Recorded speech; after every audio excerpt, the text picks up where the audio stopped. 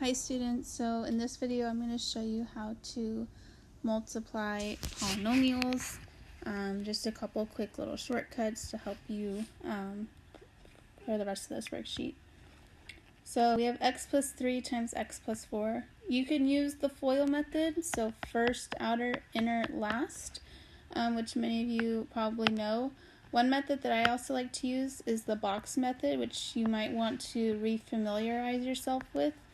It'll be a lot easier to use the box method once we get into more complicated polynomials in this unit. So I'm going to set my box up like this, and I'm going to take this x plus 3, I'm going to put it here, rewrite it here. I'm going to take this x plus 4, and I'm going to rewrite it here.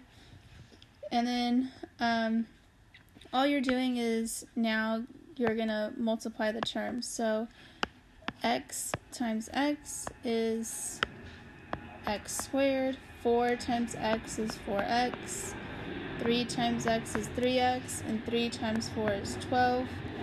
And then I'm going to take my expression, rewrite it here,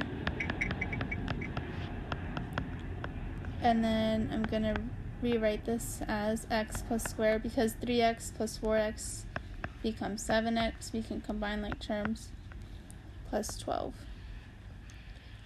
So that's essentially what you're going to do for all of these problems on this page.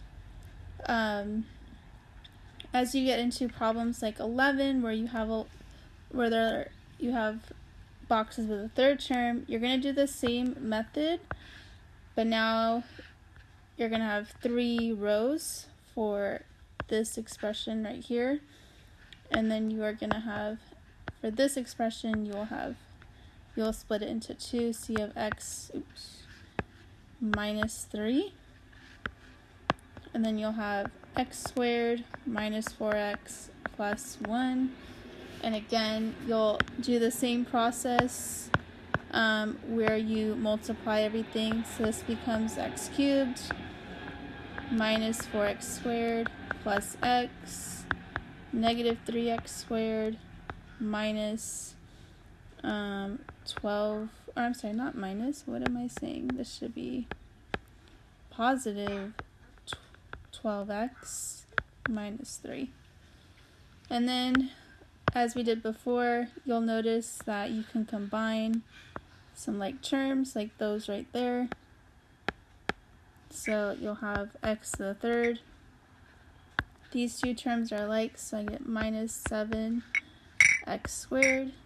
These two terms are also like, so plus 13x minus 3. And that will be your answer for that problem. Okay. I know I went through that pretty quickly. You can rewatch the video as many times as you need to. But all the problems are very similar. When you get to problem 17, essentially all they're asking you, does x plus 3 squared equal x squared plus 9? That's the question. So you'll want to expand that out and then just determine if those two things actually equal each other, and if not, explain why. Okay. Please see me if you have any additional questions. Thank you.